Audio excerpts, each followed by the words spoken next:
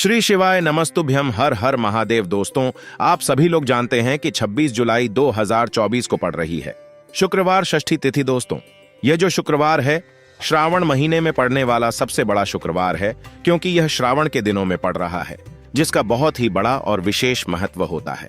और ऐसा दिन पूरे साल में सिर्फ एक ही बार आता है। और दोस्तों, आप सभी लोग जानते हो कि शुक्रवार का अगर सबसे बड़ा कोई उपाय है तो वह एक छुटकी काले तिल वाला उपाय है। तो दोस्तों, इस शुक्रवार की षष्ठी तिथि के दिन आप लोगों को इस एक छुटकी काले तिल वाले उपाय को जरूर करना है। बहुत सारे लोग होंगे जिन लोगों ने इस उपाय को ना किया हो, मतलब पूरा साल निकल गया, उन्होंने किसी भी दिन इस काले तिल वाले उपाय को ना किया हो। पर दोस्तों, आपके पास एक आखिरी मौका बचा हुआ है, जो कि 26 जुलाई के दिन। तो इस दिन आप लोगों को इस वाले उपाय को जरूर कर लेना है, भले ही आपने पूरे महीने भर इस उपाय को ना किया हो। पर अगर आपने इस श्रावण महीने के शुक्रवार के दिन अगर इस वाले उपाय को कर लिया, तो आपको इस उपाय को करने का वह फल मिलेगा जिसकी आपने कभी कल्पना भी नहीं करी होगी। इसीलिए आप लोग इस वाले उपाय को एक बार जरूर कर लेना, ताकि आप लोगों के हाथ से यह मौका ना जा सके और आपको इस उपाय को करने का फल मिल सके। दोस्तों, यह उपाय पंडित जी ने अपनी अभी की ही श्री शिव महापुराण की कथा में बताया है, जिस उपाय को आज हम आपको बहुत अच्छे से समझाने वाले हैं। इस वीडियो को देखने के बाद इस उपाय को समझने के लिए आपको कोई और वीडियो को देखने की जरूरत नहीं पड़ेगी। तो चलिए दोस्तों, उपाय को शुरू करते हैं। देखिए, यह इस श्रावण महीने के शुक्रवार के दिन यह इतना खास होता है, इतना महत्वपूर्ण होता है। देखा है कभी कभी बड़े बड़े पूजा पाठ अनुष्ठान से जो मनोकामना पूर्ण नहीं होते, वह श्रावण महीने के दिन एक छोटे से उपाय करने से ही आपकी मनोकामना पूर्ण हो जाती है। और बहुत सारे लोगों ने इस उपाय को किया भी है और उनको इस उपाय को करने का फल भी जरूर मिला है। अगर आप लोग भी इस उपाय को करना चाहते हैं तो आप इस उपाय को पहले अच्छे से समझ लेना, सुन लेना, उसके बाद करना। आपको इस उपाय का फल जरूर मिलेगा। और इस उपाय को कर लेने से आपके घर में चाहे किसी भी प्रकार की दुख और समस्या क्यों ना चल रही हो, आपको उसका कारण भी नहीं पता है कि भाई यह समस्या किस कारण से चल रही है, उसका कुछ भी कारण हो सकता है, जैसे पितृदोष हो सकता है या किसी भी तरह का मंगल दोष भी हो सकता है। तो इस दिन आप लोगों को यह वाला उपाय कर लेना है। यह एक ऐसा उपाय है जिस उपाय को अगर किसी विशेष दिन पर किया जाए तो भाई उस विशेष दिन का जो है वह तो हमें मिलता ही मिलता है। पर हमने उस दिन पर इस उपाय को किया है तो हमें उससे भी बड़ा फल मिलता है, और फल बहुत जल्दी मिलता है, क्योंकि आप इस उपाय को बहुत ही बड़े और विशेष दिन पर कर रहे हो। तो चलिए अब उपाय के बारे में बात करते हैं। लेकिन उससे पहले आप लोगों को यह जानना आवश्यक है कि आखिर यह उपाय किस समय करना है, किसको करना है और कैसे करना है। तो चलिए हम आगे आपको वीडियो में एक एक करके बता देते हैं। लेकिन उससे पहले अगर आप लोग हमारे चैनल पर पहली बार आए हैं या फिर मेरी आवाज पहली बार सुन रहे हैं, तो हमारे चैनल को सब्सक्राइब जरूर कर लेना और इस वीडियो को लाइक करके कमेंट बॉक्स में श्री शिवाय नमस्तुभयम ओम नमः शिवाय जरूर टाइप कर देना। तो दोस्तों, इस एक चुटकी काले तिल वाले उपाय को हमें इस शुक्रवार षष्ठी के दिन कैसे करना है, किसको करना है, किस समय करना है और कहां पर करना है, यह सारे सवालों के जवाब आपको इस वीडियो में मिल जाएंगे। और जो यह वीडियो देखेगा भाई, उसको काले तिल वाला उपाय जरूर करना चाहिए, क्योंकि इस दिन काले तिल के दाने का भी बहुत ही बड़ा और विशेष महत्व होता है। और जब बात आ जाए 11 काले तिल के दाने की, तो यह सोने पर सुहागा वाली बात हो जाती है और यह एक बहुत ही बड़ा उपाय हो जाता है इस श्रावण शुक्रवार का। तो अब दोस्तों, इस काले वाले तिल उपाय को आखिर करना किसको है, सबसे पहले हम लोग वह बात जान लेते हैं। तो देखो, घर की जो बड़ी माताएं बहनें होती हैं, उन माताओं बहनों में से कोई भी एक बड़ी माता बहन इस वाले उपाय को कर सकती है। और दोस्तों, अगर आप चाहें तो अपने घर में से सभी सदस्यों को भी इस उपाय को करवा सकते हैं। अगर किसी व्यक्ति की खुद की कोई मनोकामना है, खुद की कोई दुख और परेशानी है जो कि वह अपने लिए ही करना चाहता है इस वाले उपाय को, तो वह खुद अपने लिए भी कर सकता है। बाकी अगर कोई घर में से ऐसा है जो कि अपने पूरे घर परिवार की सुख और शांति के लिए यह वाला उपाय करना चाहता है, तो भाई वह भी कर सकता है। उसमें भी कोई दिक्कत वाली बात नहीं है। कहने का मतलब यह है कि इस उपाय को हर एक सदस्य भी कर सकता है, और पूरे घर परिवार के सदस्य के लिए घर की बड़ी माताओं बहनों में से कोई एक माता बहन भी कर सकती है। माताएं बहनें अगर घर में उपस्थित ना हो या वह यह वाला उपाय ना कर पा रही हो, तो फिर घर का कोई बड़ा सदस्य भी इस काले तिल वाले उपाय को कर सकता है। चाहे फिर वह पुरुष ही क्यों ना हो, उसमें कोई भी दिक्कत वाली बात नहीं है। अब दोस्तों, इस एक छुटकी काले तिल वाले उपाय को हमें करना कहां पर है? इसे हमें तुलसी के क्यारे के पास में जाकर करना है। बहुत सारे लोग प्रश्न करते हैं, हर एक उपाय को करते समय क्या हम इस उपाय को घर पर या मंदिर में कर सकते हैं? देखो, तो इस वाले उपाय को आप घर ही करोगे तो अच्छा रहेगा। अगर घर पर तुलसी का पौधा नहीं है तो शिव मंदिर में उपाय को करोगे तो भी अच्छा होगा। इस वाले उपाय को उसके बाद में दोस्तों जो अगला प्रश्न निकल कर आता है वह यह आता है इस उपाय को लेकर कि आखिर इस उपाय को हमें किस समय करना है, सुबह के समय करना है कि शाम के समय करना है? तो देखो, इस वाले उपाय को आप लोग सुबह के समय भी कर सकते हो और शाम के समय प्रदोष काल में भी कर सकते हो। अब अगर आप पूछो कि भाई सबसे उत्तम समय कौन सा रहेगा इस एक छुटकी काले तिल वाले उपाय को करने का, तो हम आपसे बस यही कहेंगे कि इस उपाय को आप शाम के समय करेंगे तो ज्यादा बेहतर होगा। बाकी अगर सुबह के समय भी करेंगे तो भी अच्छा होगा, उसमें कोई भी दिक्कत वाली बात नहीं है। तो अब दोस्तों, जो अगली सबसे बड़ी और महत्वपूर्ण बात आती है वह यह आती है कि सुबह अगर हम उपाय को करेंगे तो हमें कितने बजे से लेकर कितने बजे तक के बीच में करना है, और शाम के समय प्रदोष काल में करेंगे तो हमें कितने बजे से लेकर कितने बजे के बीच में करना है।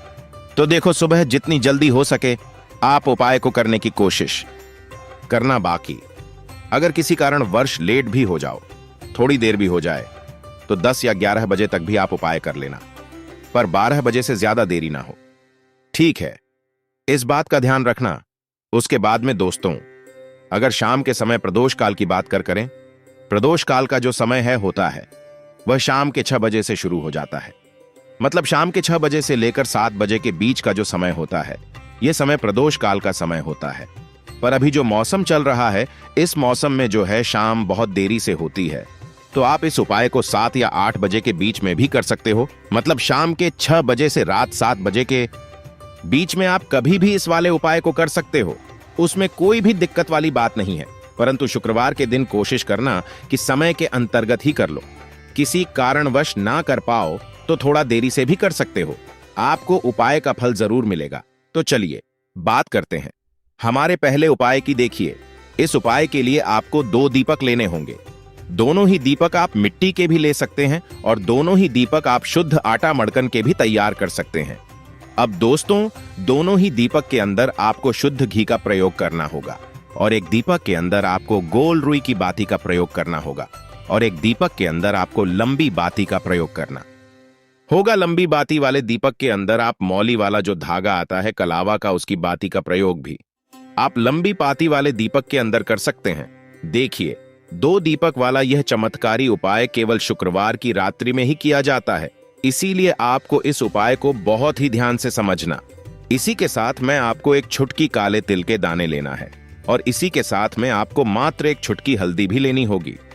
अब दोस्तों, ये सभी सामग्री लेकर के आपको रात्रि के समय पहुंच जाना है अपने घर में, जहां कहीं भी तुलसी जी का पौधा, तुलसी माता का निवास स्थान है, वहां पर। देखिए दोस्तों, सबसे पहले तो आपके पास जो एक गोल बाती का दीपक, उसे आपको तुलसी जी के वहां पर प्रज्वलित करना है। दीपक को प्रज्वलित करते समय आपको ओम नमो भगवते वासुदेवाय इस मंत्र का 11 बार जाप कर लेना है। अब देखिए दोस्तों, आप जो एक चुटकी काले तिल के दाने लेकर के आए हैं उन्हें आपको अपने सीधे हाथ में रखना है और जो आपने गोल बाती वाला दीपक प्रज्वलित किया है माता तुलसी जी के वहां पर, उसके ऊपर से आपको इन एक छुटकी काले तिल को गड्डी की दिशा में घुमाना है।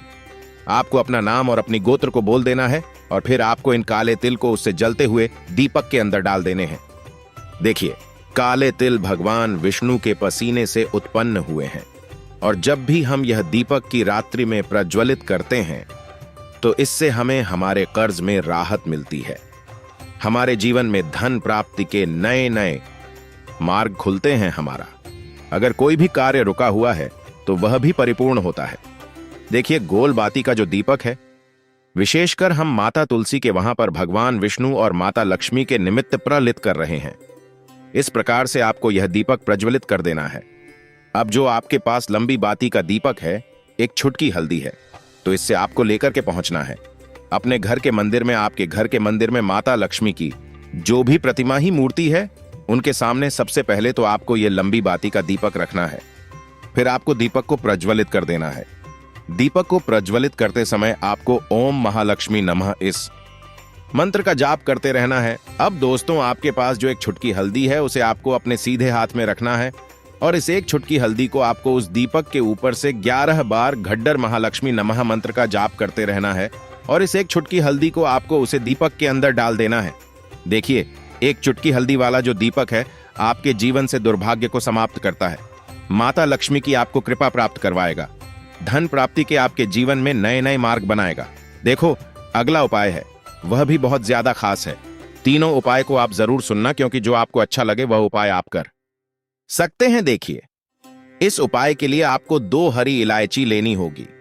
हरी इलायची आपको साबुत लेनी है, खंडित नहीं होनी चाहिए। और इसी के साथ में आपको मात्र थोड़ा शहद लेना है। शहद आपको मात्र आधा चम्मच या फिर उससे भी कम ले लेना है। और इसी के साथ में आपको एक दीपक ले लेना है। दीपक आप चाहे तो मिट्टी का भी ले सकते हैं और आप चाहे तो शुद्ध आटा मढ़कर उसका दीपक भी आप तैयार कर सकते हैं। इस दीपक के अंदर आपको मौली का जो धागा आता है, कलावा का, उसकी बाती का प्रयोग करना होगा। यानी कि इस दीपक के अंदर आपको लाल रंग की बाती का प्रयोग करना होगा और इस दीपक के अंदर आपको शुद्ध घी का प्रयोग करना होगा। अब ये सारी सामग्री लेकर के आपको अपने घर में जो भी मंदिर है वहां पर पहुंच जाना है और आपको माता लक्ष्मी के किसी भी स्वरूप के सामने बैठ जाना है। अगर माता लक्ष्मी की फोटो है, माता लक्ष्मी की प्रतिमा है, तो उनके सामने आपको बैठ जाना है। अगर माता पार्वती की प्रतिमा है तो उनके सामने आपको बैठ जाना है। यानी कि किसी भी माता के स्वरूप के सामने आपको बैठ जाना है। अब देखिए, सबसे पहले तो आपको माता रानी के सामने थोड़ी सी चावल की ढेरी बना देनी है। यानी कि थोड़ी सी अक्षत के दाने आपको माता रानी के सामने रखना है। उसके बाद आप जो एक दीपक लेकर के गए हैं, उस दीपक को आपको उन्हीं चावल के दानों के ऊपर रख देना है और फिर इस दीपक को आपको माता रानी के सामने प्रज्वलित कर देना है। देखें, इस दीपक को प्रज्वलित करते समय आपको ओम महालक्ष्मी नमः इस मंत्र का लगातार जाप करते रहना है।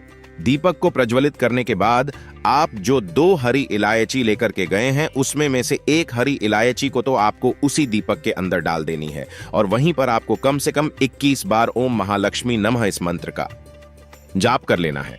अब आपके पास जो शहद है और एक हरी इलायची है, उसे सीधे आपको लेकर के पहुंच जाना है। भगवान शिव के मंदिर में पूज्य गुरुजी ने बताया है कि यह उपाय आपको सिर्फ और सिर्फ शाम के समय ही करना होगा। शाम को जब भी सूर्यास्त का समय होता है तो उस समय आपको यह उपाय करना है। लेकिन सबसे पहले तो आपके पास जो एक हरी इलायची है उसे आपको उस शहद के अंदर अच्छे से डुबो देना है। यानी कि शहद का लेपन उसे हरी इलायची के ऊपर चारों तरफ आपको कर देना है। अब यह जो शहद से युक्त हरी इलायची है, इससे आपको भगवान शिव के शिवलिंग पर अर्पित कर देनी है और आपको वो श्री शिवाय नमस्तुभयम इस मंत्र का लगातार जाप करते रहना है। फिर इसके बाद आपको एक लोटा जल भी अपने साथ लेकर के जाना। तो यह एक लोटा जल भी आपको धीरे धीरे शिवलिंग पर समर्पित कर देना है और आपको श्री शिवाय नमस्तुभ्यम इस मंत्र का जाप करते रहना है। फिर इसके बाद आपको अपने घर आ जाना है। इस प्रकार से आपको यह उपाय कर लेना है। तो चलिए दोस्तों, जान लेते हैं गुरुजी द्वारा बताए गए दूसरे उपाय के बारे में। देखिए, इस उपाय के लिए आपको लेना है 11 चावल के दाने। गुरुजी ने कहा है चावल के दाने खंडित नहीं लेने हैं, बिल्कुल साबुत होने चाहिए। उसके साथ में आपको लेना है एक बेलपत्र। बेलपत्र का भी एक नियम है, अगर आपके पास बेलपत्र नहीं है तो आप शिवलिंग से उठाकर उसको पुनः शुद्ध जल से धोकर इस्तेमाल कर सकते हैं। इस प्रकार आपको बेलपत्र लेना है। इसके बाद आपको एक लोटा जल लेना है। अब यह सब सामग्री लेकर आपको जाना है महादेव के मंदिर में। देखो, अब आपको उत्तर साइड में खड़े हो जाना है और सबसे पहले आपको एक बेलपत्र अपने हाथ पर और 11 चावल दाने रखकर शिवलिंग के ऊपर अपना नाम और गोत्र बोलते हुए समर्पित कर देना है और ओम नमः शिवाय श्री शिवाय नमस्तुभ्यम का लगातार जाप करना है।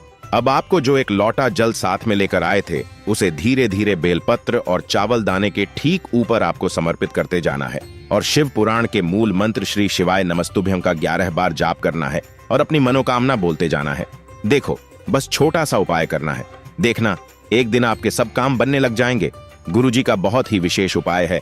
चलते हैं तीसरे उपाय की तरफ। देखिए, इस उपाय के लिए आपको एक तांबे के पात्र के अंदर सबसे पहले अपने घर से शुद्ध जल लेना है। फिर इसी के साथ में आपको मात्र थोड़ा सा शहद लेना होगा। शहद आपको आधा चम्मच या फिर उससे भी कम लेना है और इसी के साथ में आपको एक प्यारी सी बेलपत्र ले लेनी है। बेलपत्र यदि आपको नहीं मिल पाती है तो भगवान शिव के शिवलिंग पर चढ़ी हुई बेल पत्रों को आप पूर्ण शुद्ध जल से धो करके उपयोग कर सकते हैं। और बेलपत्र जो है वह कहीं से भी कटी फटी खंडित नहीं होनी चाहिए। अब यह तीनों सामग्री लेकर के सीधे आपको पहुंच जाना होगा। भगवान शिव के मंदिर में यह उपाय सुबह से लेकर के शाम तक किसी भी समय कर सकते हैं।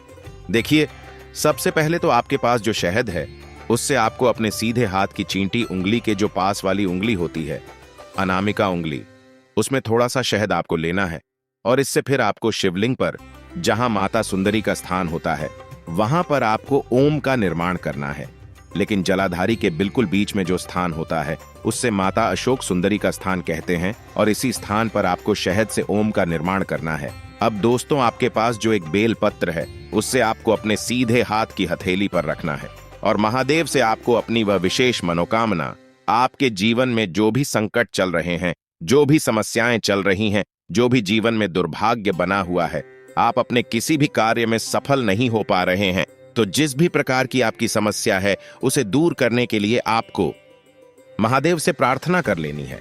और फिर यह जो एक बेलपत्र है इससे आपको शिवलिंग पर माता अशोक सुंदरी वाले स्थान पर समर्पित कर देनी है।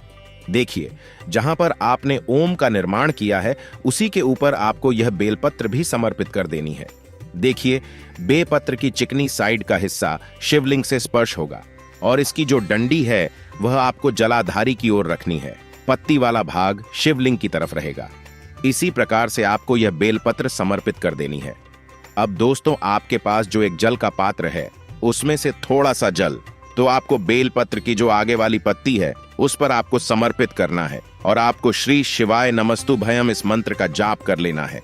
फिर उस पात्र के अंदर जो जल बचे उसे पूरा आपको भगवान शिव के शिवलिंग पर धीरे धीरे समर्पित करते जाना है और लगातार आपको शिव महापुराण के मूल मंत्र श्री शिवाय नमस्तुभयम इस मंत्र का जाप करते रहना है। गुरुजी ने कहा है कि जल आपको इतने धीरे धीरे समर्पित करना है कि जल समर्पित करते हुए आप कम से कम 11 बार श्री शिवाय नमस्तुभ्यम या फिर ओम नमः शिवाय इस मंत्र का जाप कर सके। फिर इसके बाद वापस आपको अपने घर आ जाना है। इस प्रकार से आपको यह उपाय कर लेना है। आप देखेंगे कि आपकी सभी मनोकामनाएं अवश्य ही पूरी होंगी। यह उपाय आपको अवश्य करने हैं। इस वीडियो में हमने आपको 3 से 4 महा उपाय आपको बताए हैं जो आपको शुक्रवार के दिन करने हैं। अगर आपके मन में उपाय से जुड़ा कोई भी सवाल है तो हमें कमेंट बॉक्स में पूछ सकते हैं। उपाय करते समय कोई भी गलती नहीं करनी है। अगर आपको हमारी वीडियो पसंद आए तो हमारे इस चैनल को सब्सक्राइब जरूर करें। हर हर महादेव, ओम नमः शिवाय, श्री शिवाय नमस्तुभयम।